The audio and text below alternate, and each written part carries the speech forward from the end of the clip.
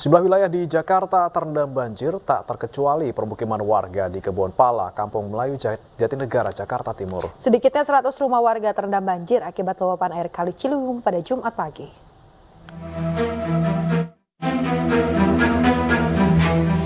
Banjir kembali merendam permukiman warga di Kebon Pala, Kampung Melayu, Jatinegara, Jakarta Timur. Sejumlah warga yang hendak beraktivitas terpaksa harus menerjang ketinggian banjir yang mencapai 75 cm. Kawasan ini kembali terendam banjir akibat meluapnya air dari Kali Ciliwung setelah bendungan Katulampa, Bogor, Jawa Barat berstatus siaga 3. Imbasnya, sedikitnya 100 rumah warga yang tersebar di RT 13 RW 5 terendam banjir. Sejumlah warga pun memilih bertahan di lantai 2 rumah masing-masing sambil menunggu banjir surut. Ini udah surut kan? Banjir dalam berapa meter, Bu? Dalam, ini sepaha. Sepaha ya? Enggak pernah ngungsi, Bu? Enggak ngungsi? Enggak, cuma paling di atas aja. Jam berapa Bu mulai tadi? Jam berapa banjir? 2 katanya. Oh, iya. Dari Bogor atau mana? Nggak tahu dia, kurang tahu ya. Dari Bogor, kali hujan di Bogor. Sejauh ini, proyek sodetan Kali Ciliwung yang bertujuan mengurangi banjir belum sepenuhnya berdampak pada warga yang berada di bantaran kali. Sejumlah kawasan di Jakarta juga terendam banjir akibat tingginya intensitas hujan lokal. Dari Jakarta, Rio Manik, iNews melaporkan. Pemirsa, ratusan rumah di Desa Nanga Tepuai, Kecamatan Hulu Gurung, Kabupaten Kapuas Hulu terendam banjir. Sementara itu intensitas hujan yang tinggi mengakibatkan 5 kabupaten kota di Riau dilanda banjir.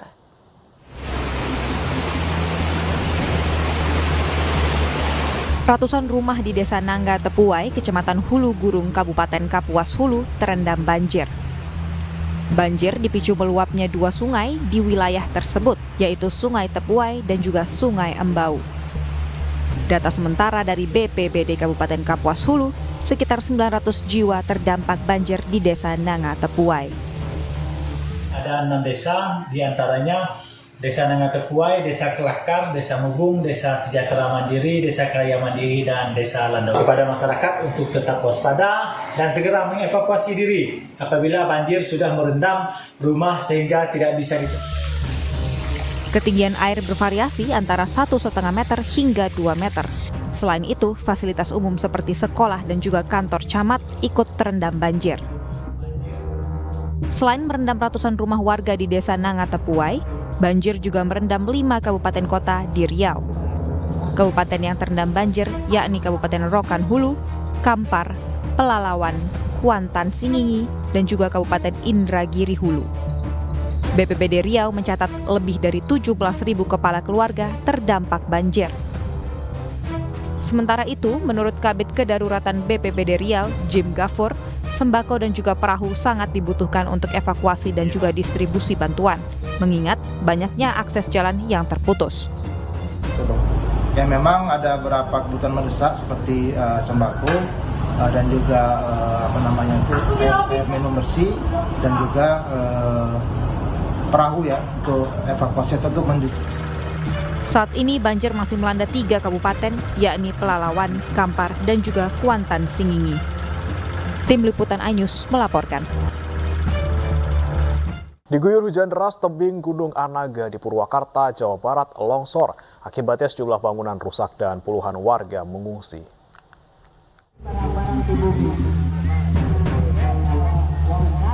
Hujan deras yang terjadi pada Kamis sore kemarin mengakibatkan tebing Gunung Anaga setinggi 50 meter di Kampung Pamayanan, Desa Sukamulya, Tegalwaru, Purwakarta longsor.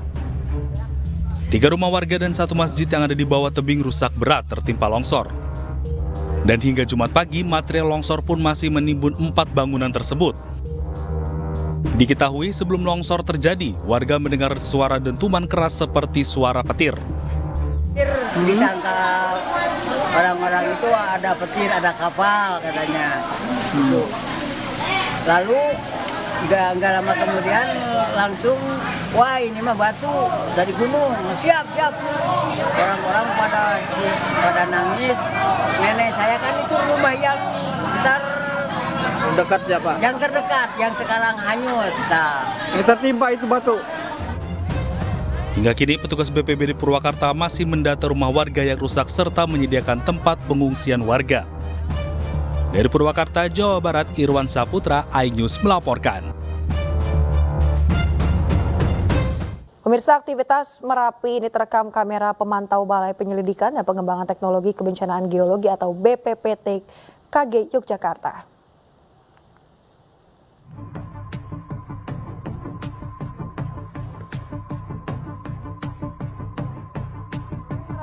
Merapi dalam sehari memuntahkan 2 kali guguran awan panas. Pertama terjadi pada pukul 18:18 waktu Indonesia Barat dengan jarak luncur awan panas sejauh 1.800 meter mengarah ke arah hulu barat daya Kali Bebeng. Kedua terjadi pada pukul 20:47 waktu Indonesia Barat dengan jarak luncur sejauh 1.600 meter mengarah ke barat daya hulu Kali Bebeng. Warga di wilayah lereng Gunung Merapi diimbau tetap siaga saat potensi semburan awan panas yang dapat kembali terjadi sewaktu-waktu. Aktivitas vulkanik Gunung Merapi saat ini masih ditetapkan pada level 3 siaga. Sementara itu, pemirsa, sebuah truk trailer terjatuh ke dalam saluran air setelah tertabrak truk kontainer di Cilincing, Jakarta Utara. Akibat insiden ini, sopir truk luka-luka dan dilarikan ke rumah sakit.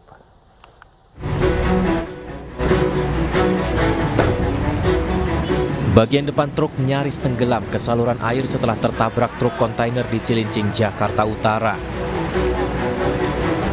Petugas kepolisian dan suku dinas perhubungan mengerahkan sebuah mobil derek untuk mengevakuasi truk.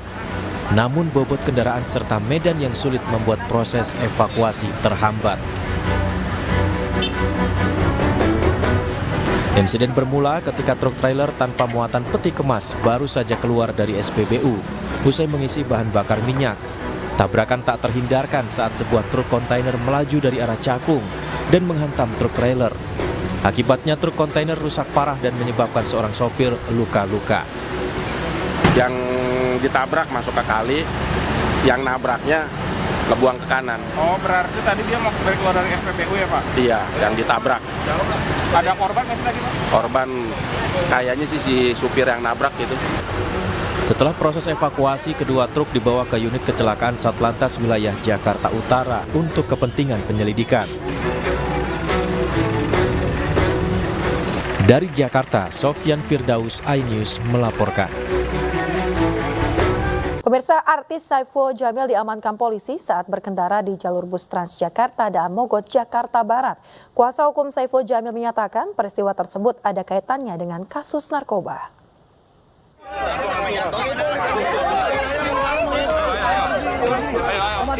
Usai dilakukan pemeriksaan di Polsek Tambora selama 7 jam, pedangdut Saiful Jamil dibawa keluar. Selanjutnya, Saiful Jamil akan menjalani pemeriksaan medis di gedung Bidokes Polda Metro Jaya. Saiful Jamil diamankan petugas Polsek Tambora bersama asistennya karena kasus dugaan kepemilikan dan penyalahgunaan narkotika. Hasil tes urin awal Saiful Jamil negatif, sementara hasil tes urin asistennya positif narkoba. Tahap awalnya sudah ada pemeriksaan negatif. Agar terlihat lebih baik lagi di depan masyarakat, nanti hasilnya, ya, artinya pemeriksaan di lab ya, di lab dulu kan hasilnya, setelah itu nanti hasilnya kita doakan bersama lah. Ya, kita terima kasih kepada pihak kepolisian, khususnya Polsek Tambora, menjalankan proses yang terbaik. Narkoba, Saiful Jamil. Sebelumnya, detik-detik artis Saiful Jamil saat diamankan oleh anggota kepolisian di jalur bus Transjakarta Jalan Daan Mogot, Jelambar, Jakarta Barat viral di media sosial. Petugas awalnya mencegat mobil untuk menangkap seseorang yang terlibat kasus narkoba. Di waktu bersamaan, Saiful Jamil berada di dalam mobil tersebut. Pria yang akrab disapa Bang Ipul ini meronta-ronta saat dilakukan penangkapan dengan tangan terborgol. Menurut saksi mata, saat itu kendaraan Saiful Jamil tengah melintas di jalur bus Transjakarta dari arah Pesing menuju Grogol, Jakarta Barat.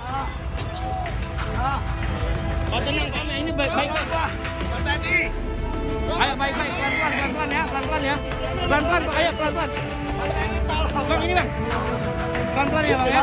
Seketika pihak kepolisian memberhentikan bus yang berada di depan mobil Saiful Jamil hingga akhirnya polisi meringkus artis tersebut. Dari Jakarta, Miftahul Gani, iNews melaporkan.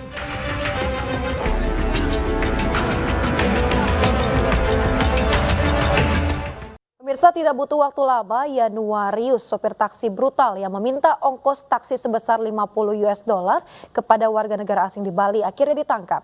Ia dijerat dengan pasal pemerasan, pengancaman, serta Undang-Undang Darurat Republik Indonesia tahun 1951 tentang senjata tajam dengan ancaman pidana hingga 10 tahun penjara. Okay, go to the police. Go to the police. Go to the police. Okay, go police. 50,000. No. IDR. $50. No. Aksi pemerasan yang dilakukan seorang oknum sopir taksi Bandara Ngurah Rai berhasil direkam oleh 2 korban wisatawan asing. Rekaman video tersebut akhirnya viral di media sosial. Digambarkan pelaku oknum sopir taksi memaksa meminta sejumlah uang sebagai biaya taksi yang ditumpangi 2 warga negara asing tersebut. Namun jumlah yang diminta tidak sesuai dengan kesepakatan. Oknum sopir taksi tersebut tetap memaksa dan sempat menunjukkan senjata tajam. Kedua korban memaksa turun dan berteriak minta tolong. Dari identitas taksi serta wajah pelaku, petugas Polda Bali dan Polresta Denpasar dibantu petugas Polda Jatim menangkap YT, 20 tahun di Bandara Juanda, Surabaya, saat akan melarikan diri ke Nusa Tenggara Timur. Selain bekerja sama dengan imigrasi, jajaran Polda Bali juga menghimbau kepada korban untuk membuat laporan sehingga proses hukum bisa berjalan. Proses hukum ya? Tanpa laporan bisa diproses hukum berjalan? Ya karena kejadian begitu bisa saja, cuma kan ada kesulitan, itu saya bilang tadi kan. Kesulitan nanti karena ini kan kasus pidana, otomatis kan harus ada korban. Selain dijerat dengan pasal pidana tentang pemerasan dan pengancaman, petugas juga menjerat pelaku dengan Undang-Undang Darurat Republik Indonesia tahun 1951 tentang senjata tajam dengan ancaman pidana hingga 10 tahun penjara. Dari Badung, Bali, Bagus Alit, iNews melaporkan. Penangkapan pelaku pembunuhan dan pemerkosaan terhadap ibu rumah tangga di Banyumas berlangsung dramatis. Pelaku sempat kabur ke Yogyakarta menggunakan sepeda motor sebelum akhirnya disergap di jalan raya oleh polisi.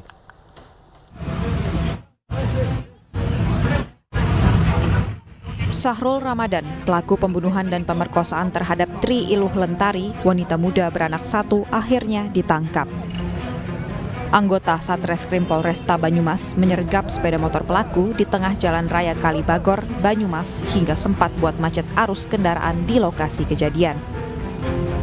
Diketahui pelaku dalam perjalanan balik ke Banyumas setelah sempat kabur untuk menghilangkan jejak ke Yogyakarta. Pelaku yang tak sadar kepulangannya sudah diintai polisi, tak berkutik saat proses penangkapan berlangsung. Si pelaku memiliki niat dan rencana untuk memperkosa si korban dan menyiapkan tempat yang sepi, yaitu di TKP, untuk memperkosa dan membunuh si korban. Dan setelah hasil dari pemeriksaan ini betul diakui oleh si pelaku maupun tersangka bahwa peristiwa ini beliau sendiri yang melakukan. Sebelumnya, warga desa Pliken, Banyumas digegerkan dengan penemuan mayat wanita setengah telanjang dan berlumuran darah. Setelah dilakukan autopsi dan olah TKP, pelaku berhasil ditangkap. Dari Banyumas, Jawa Tengah, Saladin Ayubi, iNews melaporkan. Aksi koboi 3 orang pria menyerang seorang pemuda yang tengah berteduh di sebuah studio di kawasan Kabupaten Luwu, Sulawesi Selatan. Ini viral dan dari 3 pria tertangkap CCTV melayangkan senjata tajam ke arah korban. Akibat penyerangan itu pemilik studio terluka di bagian kepala.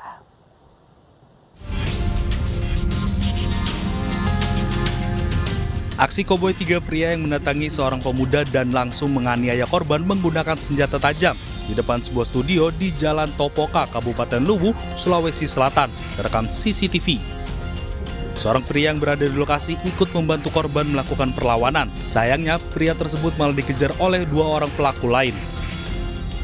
Pemilik dan pengunjung studio yang melihat kejadian itu berusaha memisahkan, namun mereka mendapat perlawanan. Beruntung senjata tajam yang diarahkan tidak tepat sasaran. Meski begitu, pemilik studio terluka di bagian kepala akibat benturan. Setelah melakukan penyerangan, ketiga pelaku tersebut langsung kabur dengan sepeda motor sambil mengacungkan senjata tajam di tangannya. Meski sudah viral, namun belum ada keterangan resmi polisi mengenai penyebab penyerangan itu. Polisi diminta untuk mengusut dan menangkap para pelaku, karena dikhawatirkan dapat menimbulkan korban, mengingat para pelaku tak segan menggunakan senjata tajam saat melakukan penyerangan. Dari Kabupaten Luwu, Sulawesi Selatan, Nasruddin Rubak, iNews melaporkan. Pemirsa, polisi meringkus 5 orang pria yang mengaku sebagai wartawan dan juga melakukan pemerasan terhadap seorang pengusaha di Bojonegoro. Modusnya, pelaku mengancam akan memberitakan hingga melaporkan ke polisi jika tak diberi imbalan uang hingga 100 juta rupiah.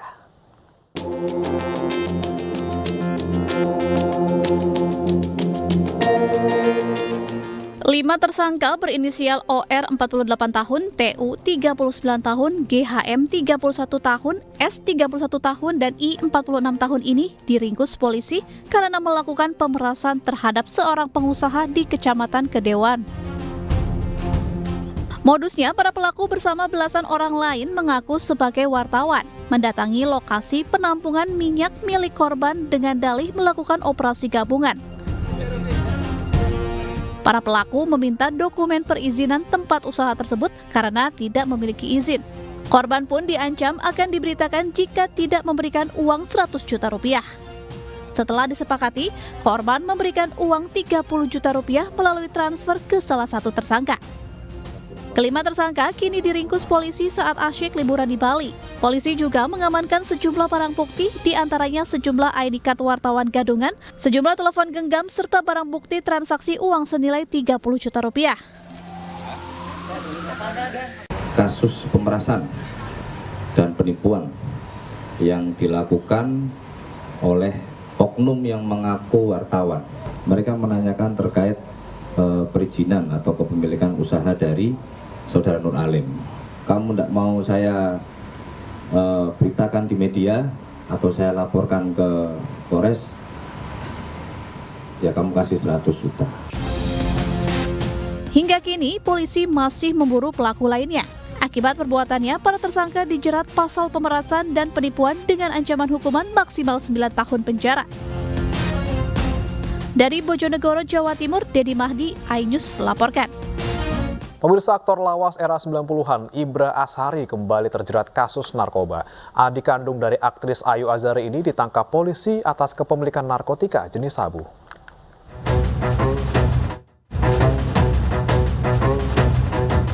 Satuan Narkoba Polres Jakarta Barat menangkap Ibra Azhari di sebuah apartemen di kawasan Tangerang Selatan, Banten. Adik kandung Ayu Azhari ini berada di dalam kamar bersama dengan aktris NN yang pernah berperan sebagai Ayu Sukoco dalam film Warkop DKI Godain Kita Dong. Saat ditangkap, polisi turut menemukan barang bukti 1 paket sabu beserta alat hisap. Penangkapan ini merupakan ke-6 kalinya Ibra Azhari terjerat hukum dalam kasus yang sama. Kami telah mengamankan seorang public figure berinisial IA dan bersama dengan rekan wanita berinisial NN. Untuk lebih jelasnya nanti akan kami sampaikan pada saat pelaksanaan rilis. Kini Ibra Azhari dan NN masih diperiksa secara intensif di Polres Jakarta Barat. Dari Jakarta, Miftahul Gani, iNews melaporkan. Pemirsa, seleb TikTok Satria Mahathir Nur atau Cogil ditahan Satreskrim Polresta Barelang karena melakukan pengeroyokan terhadap anak anggota DPRD Kepri.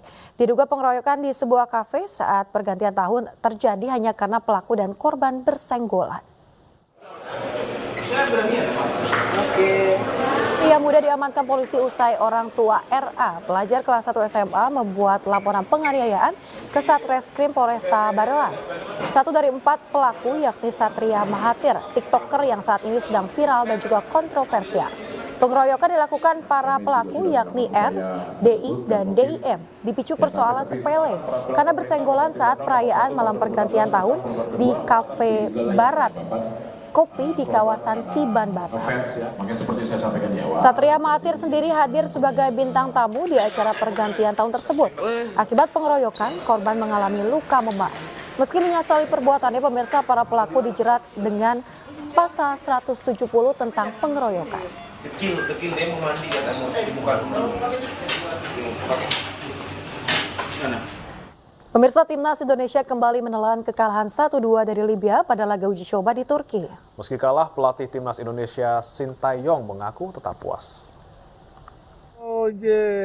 이제까지 체력 훈련하면서 팀 전술을 하지 못했지만 하루 정도 하고 오늘 우리가 이라크전 대비해서 포메이션 사용했는데 전반적으로 우리 선수들 열심히 해줬고 오늘 경기에는 스코어를 떠나서